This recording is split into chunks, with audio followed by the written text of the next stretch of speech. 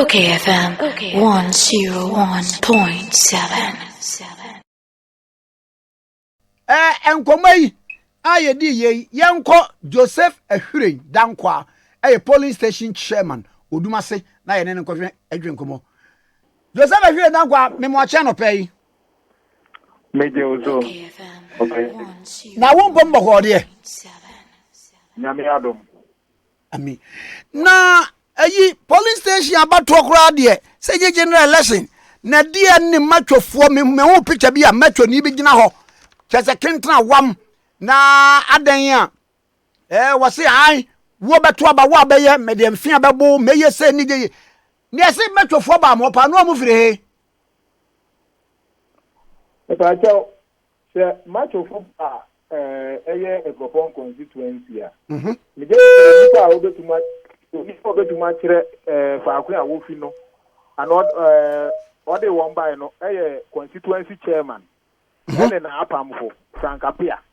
Ono ode won constituency. wo me do mo bae Yo Frankapia eye chairman Frankapia constituency chairman. Ono ode won by. na adanse be na wo se wo me de wo bae Adansi a me won se me wo obosumase. Bobo obosumase no wo de saa macho men no ba obosumase. Wo ba ye no nipa a wo rekọ akansi no na so rekọ contest no wo nyina ho. Oba ye no o de saa macho manfo no ka obi akasabo hye ne yem. Ma o me ma ne nkrofo onen na o ma won form so no. Me ma won sa so kire se o nwi a won ama amanfo ya wo a MPP ma wo ha wo police station so obeto aba no wa ma won kwan ama won anto aba no there were videos aye protest say yes a won to aba no say won ballot nipa na ejina no ujina Kofi na enu jina chairman Kwame Mensa jina for chairman na won ballot no won fa numbers na based on that no MPP ma wo police station wo no ento won so aba ni ehun se on ato won so aba na wo mo bi nta so nkire wi na wo wa no ama wa le bebe ye to aba kaya sa na wo to aba ne men tane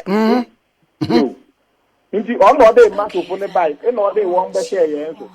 nti obi anfa match o de match bai a e Frankapia me ne nyina na efikuru obotumase wo on no dey match fo bai na edie nti na be man di macho aba because Akuapem north die ho Jose nwa open no kwasem a wo me say why adwuma pa wuri nsuo say obekọ contest why what the constituency na che won sa nsi anan braso say wo paw nkrofo a wo beyi asi ahenefo wo repaw asi ahenefo say braso say wo repaw asi ahenefo na buye munim say why adwuma pa waton obi a adwuma so obi ani nti buye form so no make sure say mo bia bi we ekoba say forms no buy no won a wo ye incumbent mpo a won atua forms na ma won etse wo de forms no ma won no chairman no hwe wani na limu ye wo fa ne fa no the forms no a te ni ko dugum se wo me ma nipa wo ye incumbent a we da kwa no NDP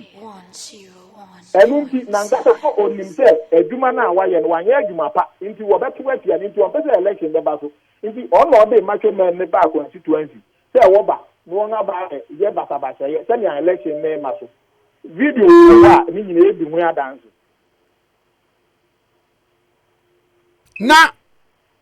wana di wo ba ya e de na wo mo a time ade aba no wo ko bu women organizer me pa che women organizer obi a amuru women organizer organizer no e wo mu no kwasem e wo mu say okodu won se na na chairman Frank ba obosumase a obeye ko otiti opese oye sa anyeye ni o manfo timamufu no ye se won e da ne se wotu police station se bien a ohun se enkoye ma won e da ne se nipa na wode won agina sa police station won a woye se won ma won sa so no mentene me hu ase ama na ama so na wohu se no ye udan obia ni wole ne saka na macho men bia ni obo sa anya woka ni nyina infutum ni obeja wotu gu amanfo ani papa say ba bia mo ba beduro yi minim se yese mo nto nwie na moabo regional mane Jeff num ne regional chairman mane na saying na wo so gye no me ba cho ye the petition akọ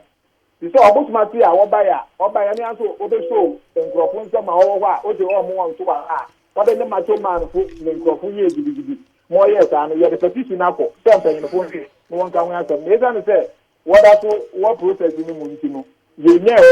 ye nim say samri ya aye say apem di ni wo betena so no won ahwe no wo bi ya atu yi ye ni women organizer atwetwe nkomo ba wano so bo no wo bo se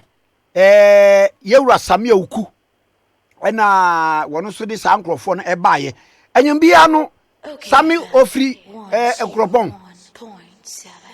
me ba tell Sammy infi ekropon na mo ofi mampon Akuapem never you nti mampon Akuapem so ka ekropon constituency no oh okay na mo Sammy fa macho why be Sammy nam ho ba bia Sammy Awuku ofie onam ho ba bia aganya hu ni hu nchanso ni yetini se esa ni sa pata pa na wo de macho men fo ni ye ni ye fe police futi wo mra no wo ye ho ban no mem fo ni yentum nkire ye adwene think me wo Sammy info bia ma ho ye obi a wo de macho nam na wo de macho nam a wo de hu na nkrofo wo be ma bo obo so ma se make him that any video no ba be bisa ti mem fo no nga kan ye wo ma kire wo say hina na no de macho si nam ana wo be kire wo mate eti papa yenya ne ha na fe yenhwe de enkomo so ba kwakosie enkomo ye running story e be sa aba nche bim akiri why me pa joyo me nzo me dase pa bye bye okay 101.7 so ni Joseph Ahwire dankwa eye police station chairman Odumase e de na atwetwe enkomo no okayfm 101.7